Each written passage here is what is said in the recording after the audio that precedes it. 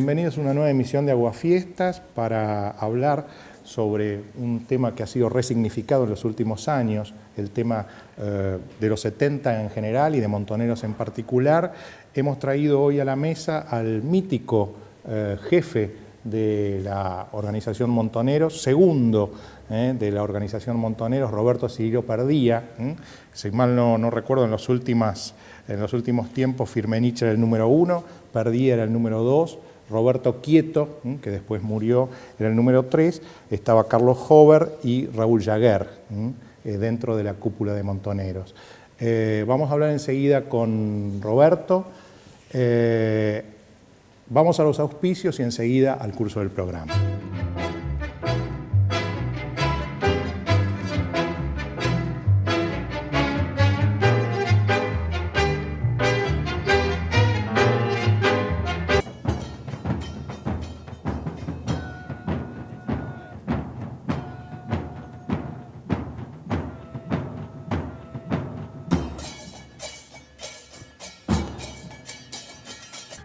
Una empresa joven en un mundo que avanza. Medanito, tenemos energía, somos energía. En Fundación Telefónica creemos que el acceso al conocimiento es un derecho de todos. Por eso, desarrollamos proyectos propios de innovación social, con los niños y los jóvenes como principales beneficiarios. Fundación Telefónica, conocer para transformar.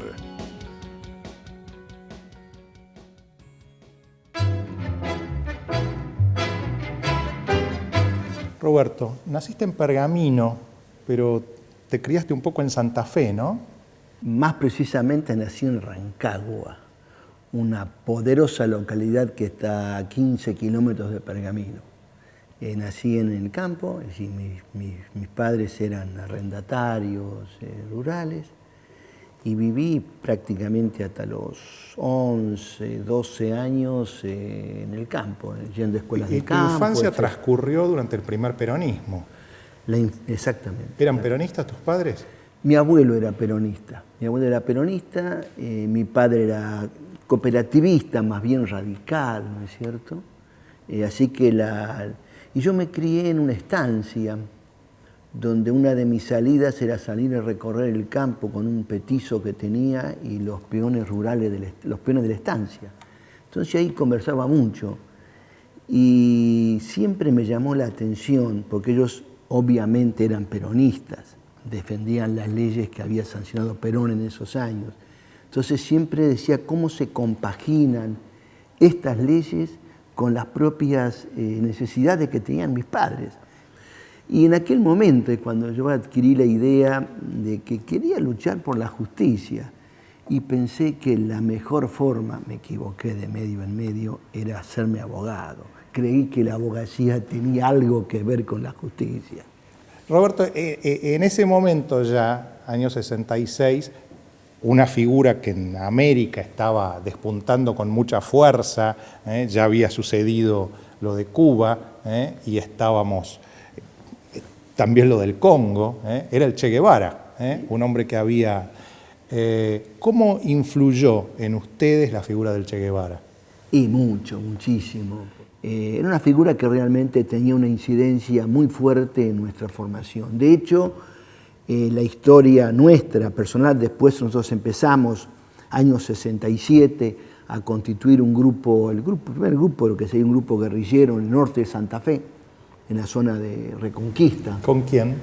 Y éramos unos 15 compañeros, había 2 o 3 estudiantes, 4 o 5 laburantes, un suboficial retirado que había estado acá en la Plaza de Mayo, había perdido un brazo en los bombardeos de la Plaza de Mayo, un cura, donde justamente en su parroquia hicimos el lanzamiento de la reunión de organización de este primer grupo, que fijamos un poco los principios fundamentales, que eran 3 banderas fundamentalmente, que era el peronismo como identidad política, el socialismo como objetivo, la lucha armada como método. Esos fueron los 3 principios con los cuales arrancamos, y arrancamos exactamente el 8 de octubre del 67, es decir, el mismo día que moría el Che en Bolivia, paradójicamente. Me acuerdo que al retorno del camino de tierra veníamos en un jeep y un paisano que nos sacó del barro ahí nos comenta, vieron que ayer mataron al Che en Bolivia, parece.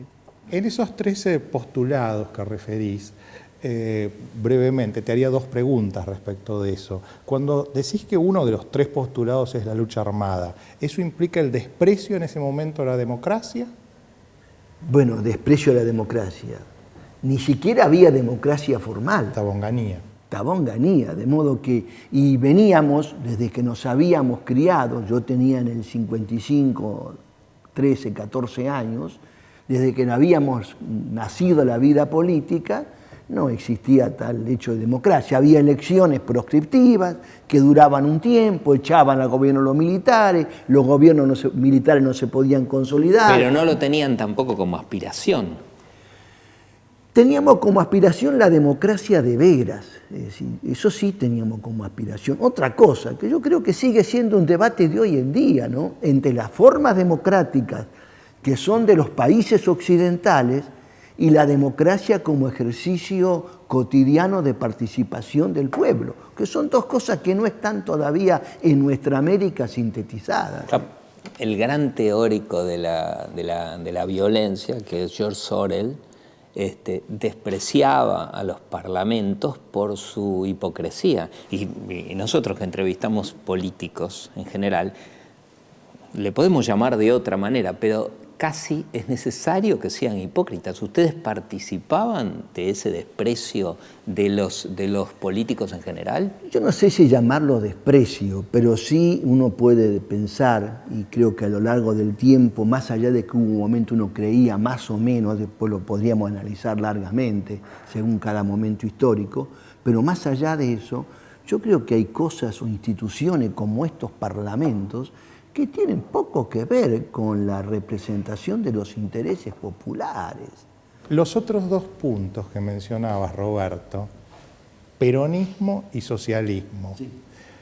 ¿Podían llegar a ver en Perón a un socialista? ¿Cómo era eso? ¿No es un oxímoron? No, pero lo que pasa es esto, el socialismo se construye y lo fundamental es el sujeto social, es la fuerza capaz de construirlo. Entonces, para nosotros el socialismo era ese peronismo avanzando hacia banderas superadoras. Y Perón era una herramienta, entonces. No era una herramienta. Perón era la conducción temporal de un movimiento histórico donde estaba la inmensa mayoría de los sujetos sociales que podían producir los cambios que conducían al socialismo. Roberto, llegaste a participar en un momento en una intervención extraña en el monte de Tucumán. ¿Es así? Porque digo extraña porque en realidad eso parecía reservado al ERP, ¿no? Pero ¿de qué época estamos hablando? Estamos hablando del año 75, ¿puede ser? Sí, bueno, 75, el ERP planteó el tema de la guerrilla rural, etcétera. Y bueno, teníamos que hablar un poco de Tucumán. En Tucumán tenemos las sierras, digamos, tenemos la Ruta 38, y entre la Ruta 38 y las serranías, los ingenios azucareros. Entonces, los compañeros del PRTER básicamente colocaban su trabajo en la zona de la montaña o serranías. Ajá. Y nosotros entendíamos que la población, fundamentalmente, la población que participaba, los trabajadores del azúcar, etcétera, estaban en esa etapa intermedia, en las laderas, digamos, casi pegado a la ruta, que es donde estaban los ingenios. Ya que estamos en el año 75, en el año 75, ¿cuántos combatientes tenía Montoneros? 75. Supongo sí. Que es el momento cumbre, ¿o no? 74 es el momento cumbre. Ya 75 los golpes. Digamos 74, 75. ¿Cuántos combatientes llegaron a tener? Uno depende de dónde coloque la línea, pero combatientes podemos hablar de compañeros organizados en células, con capacidad de combate, con armas para combatir, y de 3 y 5.000 compañeros. ¿No? Entre 3 y 5.000. Claro, variando la forma donde uno coloque exactamente la divisoria, porque por debajo de eso, digo por debajo, por decir una forma como organización, había miles de compañeros que también estaban estructurados en agrupaciones y demás, con las cuales había un ida y vuelta Las constante. armas básicamente, ¿cómo las sacaban? ¿Con los robos de los cuarteles? ¿O eran compras de que la hacían en el diversa exterior? manera. Compras en el exterior, recuperaciones al interior del país, armas que se compraban acá adentro y armas afuera, ¿no? ¿Y las compras en el exterior se hacían con subvenciones que hacía algún país o con la plata de los secuestros? No, con subvenciones de la propia burguesía argentina, que colaboraba, no muy voluntariamente, pero colaboraba para esas compras. Eso se llaman aprietes. Pero no, subvenciones de países no tuvimos en absoluto. Porque alguna vez se habló de Libia, se hablaba de Cuba. No, se hablaron muchas cosas, pero realmente no hubo nada de eso. Todo fue hecho sobre la idea suye, como dirían los coreanos de aquella época, esfuerzo propio. Roberto, un tema que siempre me pareció acuciante, ¿no? Es el tema de que creo que lo han trabajado mucho ustedes y se trabajó mucho después. El libro de Bonazo, por ejemplo, lo trabajó, que es el tema de la traición. Uno es el caso de Tulio Valenzuela, Tucho, ¿no? Y el otro es el caso de Roberto Quieto, ¿no? Que estaba en la cúpula con vos. Brevemente, yo voy a contar para los televidentes lo que fue el caso de Tucho Valenzuela, al menos en el imaginario colectivo, y vos me dirás qué hay de cierto en eso o no. Como Tulio Valenzuela era un jefe montonero de Rosario, de la regional Rosario, que en determinado momento, fin del 77, principio del 78, cae, queda en un campo de concentración que se llama Quinta de Funes, creo, en donde estaba más o menos manejado por Galtieri eso, ¿no? Y le ofrecen en un momento, para sintetizar, le ofrecen que si viaja a México y delata a los cabecillas, Firmenich, vos y otros que estaban en México, todo iba a ser más fácil para los montoneros que quedaban, para ellos mismos, lo liberarían, y su mujer, que estaba embarazada, y un hijo de la mujer, quedan en ese momento un poco como rehenes del ejército. Él viaja junto con otro montonero también quebrado y 3 oficiales del ejército a México, pasan primero por otros países, y cuando llegan a México, antes de realizar el operativo que el ejército quería hacer para matarlos a ustedes, a la cúpula montonera que quedaba, para evitar que en el mundial que se aproximaba hicieran algún operativo así espectacular, Valenzuela los aborda a ustedes de modo subrepticio, de modo así un poco, se adelanta y les avisa que estaba pasando eso. Entonces ustedes, advertidos de eso, aborta el plan de Galtieri, pero a su vez a Valenzuela ustedes lo juzgan por traidor. Y después incluso lo mandan a una contraofensiva en donde Valenzuela muere, también murió su mujer, etc. ¿Cómo, digamos, podemos percibir? Porque muchos han dicho que era como una locura, ¿no? Que él, que de algún modo se inmoló a su mujer, etc., después terminara siendo a su vez juzgado. Sí, primero, no se lo juzgó como traidor, primera aclaración. Valenzuela efectivamente llega a México, informa de lo que estaba pasando, ahí se denuncia la situación, el gobierno mexicano interviene y los expulsa a los argentinos, etc. Y respecto de Valenzuela sí se hace un juicio. ¿En qué consistía? ¿Cuál era el tema del juicio? El tema del juicio era de tratar de evitar, de alguna manera, las negociaciones individuales. Nosotros sabíamos ya en ese momento que estaba la ESMA, etc. Tratar de evitar la negociación individual entre los compañeros montoneros y las Fuerzas Armadas, ¿no es cierto?, que operaban. ¿Por qué? Porque evidentemente eso abría las puertas para que cada uno resolviera de acuerdo a su modo de ver las situaciones que se le planteaban. Y obviamente en una situación de absoluta inferioridad de condiciones, estando en manos del enemigo. Y eso es lo que queríamos evitar. Y entendimos desde ese punto de vista que la maniobra de Valenzuela, si bien tuvo buen resultado, creemos que era peligrosa en ese sentido. A partir de ahí se tomó la medida de despromoverlo. Lo degradaron. Sí, pasó a otro nivel, sí. Y ahí Valenzuela lo que solicita es volver al país, eso que yo quiero aclarar.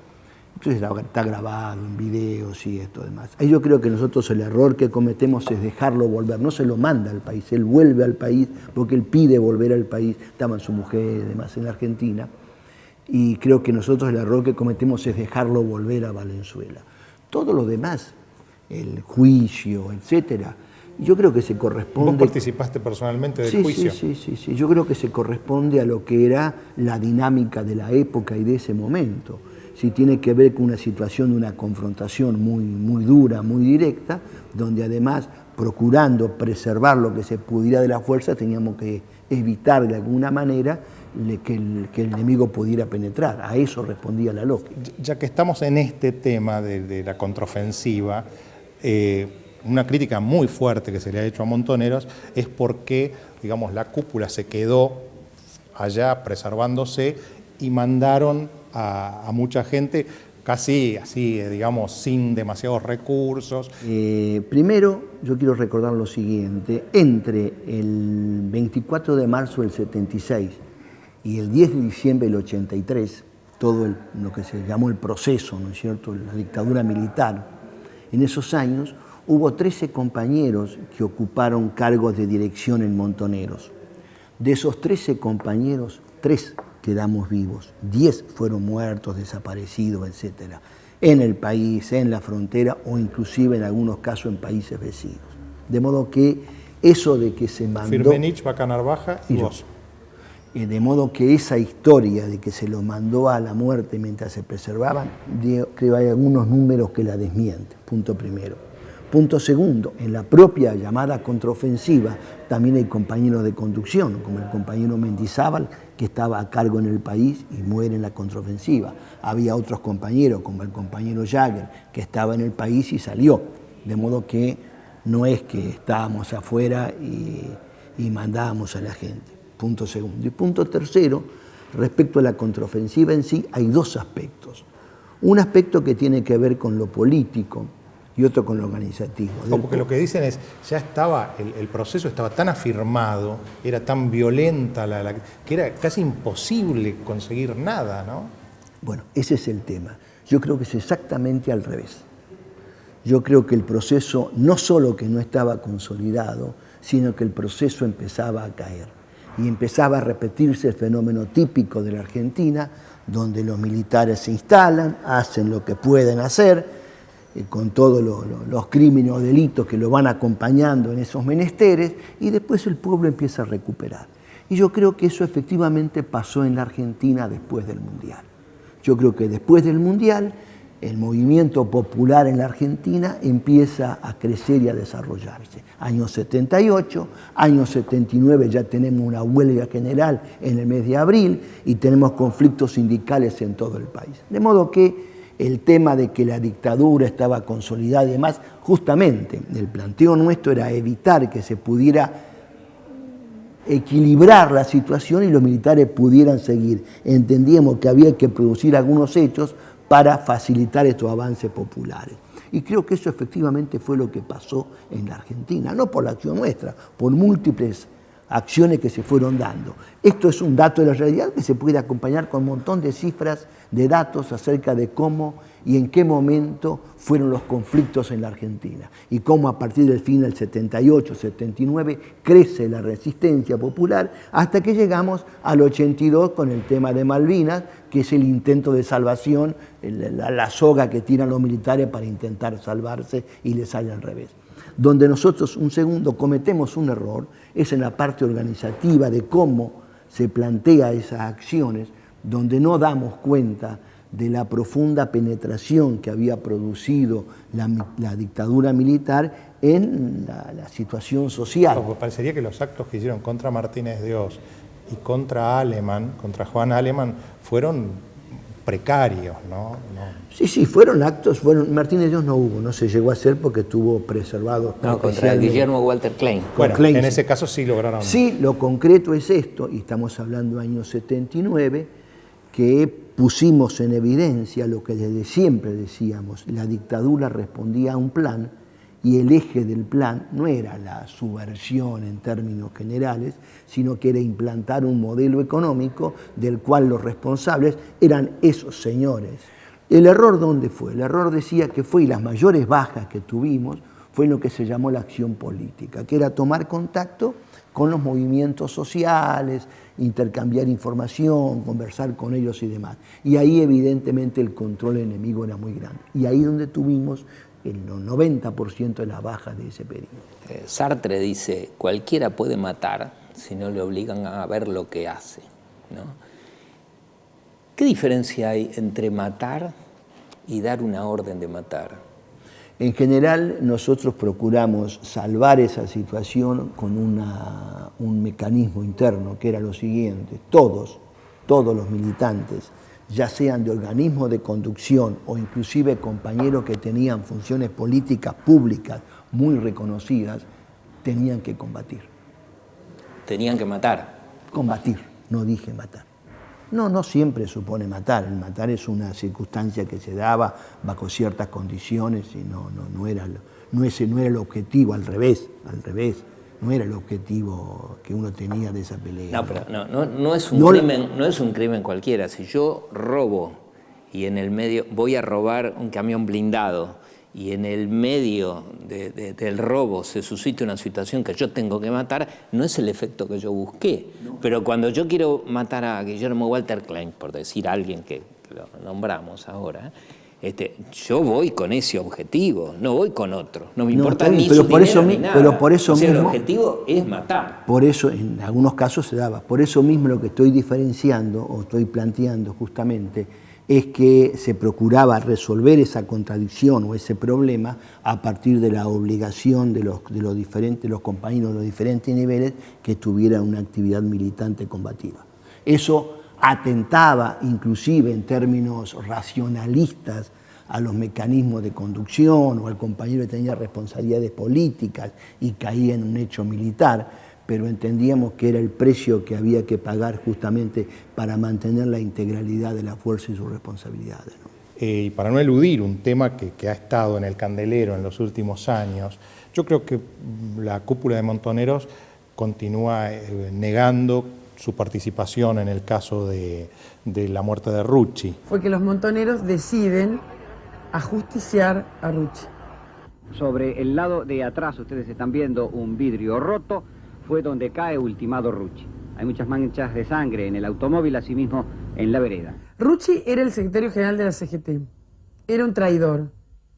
Era uno de los aliados principales de Perón en el plan que excluía a los Montoneros. Se decía que había que tirarle un cadáver sobre la mesa a Perón para obligarlo a negociar. Pero la pregunta que te haría es esta. Cuando Rucci sintió esos balazos sobre su cuerpo, ¿qué pensó? ¿Quién se los estaba tirando? ¿Se los estaba tirando Perón? ¿Se los estaba tirando Montoneros? ¿Qué había dentro de la cabeza de Rucci cuando sintió que esos balazos iban sobre él? Obviamente esa pregunta no tiene respuesta, es imposible. ¿Qué conjeturás vos? Claro, lo que yo sí sé, ¿no es cierto?, es que desde Montoneros orgánicamente nunca se decidió ese hecho. Eso lo he dicho hasta el cansancio y sigue siendo así y es así. Yo tampoco descarto que haya habido o no algún miembro de Montoneros participando en el hecho. Rucci estaba claro, con el cual teníamos duras confrontaciones. Más aún, en Ezeiza había sido uno de los protagonistas principales de los hechos de Ezeiza. Yo me reuní con el propio Lorenzo Miguel al día siguiente de Ezeiza en la casa de Abal Medina, justamente buscando que encontráramos un mecanismo para, como se dice ahora, bajar un cambio y encontrar una forma de que no se fuera todo al demonio. Y recuerdo las palabras de Lorenzo Miguel cuando me decía de que nosotros hemos discutido esto, lo discutimos la noche anterior a Ezeiza y habíamos acordado de que íbamos a ir como fuimos en toda la campaña electoral.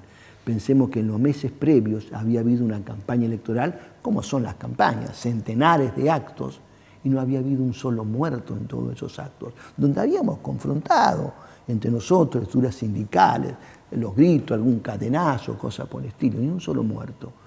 Entonces me decía Lorenzo, nosotros fuimos a Ezeiza con el mismo espíritu, pero hubo alguien que se volvió loco, dice allí, y le puso nombre y apellido. Entonces, ¿qué quiero decir?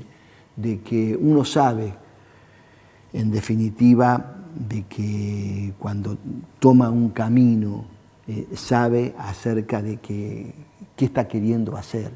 Y yo creo que ese punto de vista nosotros teníamos graves, fuertes diferencias respecto de Rucci. Una última pregunta, Roberto. Con esto me parece que podemos cerrar el programa, pero no quiero desaprovechar tu presencia.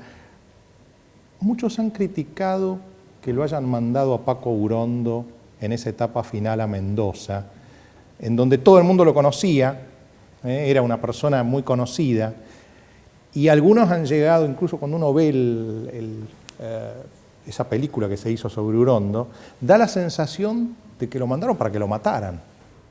Bueno, el Paco Urondo es un caso absolutamente claro y vale como ejemplo. Yo recuerdo haber conversado con Paco Urondo de ese tema.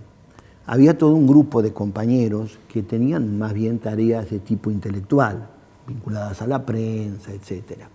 Y esos compañeros participaban también en actividades militares circunstancialmente. Paco Urondo era de todo ese grupo el compañero que más insistía: yo quiero asumir responsabilidades de conducción integral. Entonces, ahí viene uno de los temas, que después, si me permiten, voy a dedicarle 15 segundos. Lo mandaron, inclusive lo mandaron para que lo maten. Yo creo que hay una lectura de la historia que no hace historia. Lo que está haciendo, está preparando el futuro. ¿Qué futuro está preparando? Está preparando el futuro para decirle a las nuevas generaciones: muchachos, tranquilos, no se metan, porque si se meten les puede pasar una cosa de este tipo. Entonces creo que mucha historia, muchos de los relatos históricos tienen que ver con esa forma de abordar lo que pasó, que yo creo que es una forma de guarecerse, de protegerse, de defenderse, en definitiva, frente a lo que pueda venir. Cuando digo lo que pueda venir, no me refiero ni a la lucha armada ni nada por el estilo. Me refiero a las justas y necesarias rebeldías de cada generación juvenil por cambiar las cosas. Espero que este programa haya sido un aporte a la historia. Sos no solo un testigo, sino un protagonista de los últimos 40, 50 años de la Argentina, y te agradezco que hayas participado de este programa. No, gracias a ustedes por la invitación. Muchas gracias. Hasta el próximo domingo.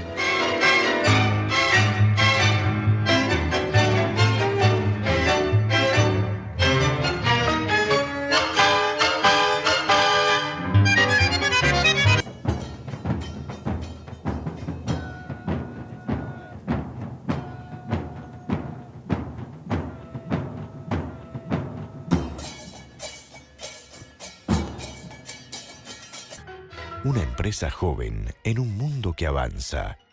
Medanito, tenemos energía, somos energía.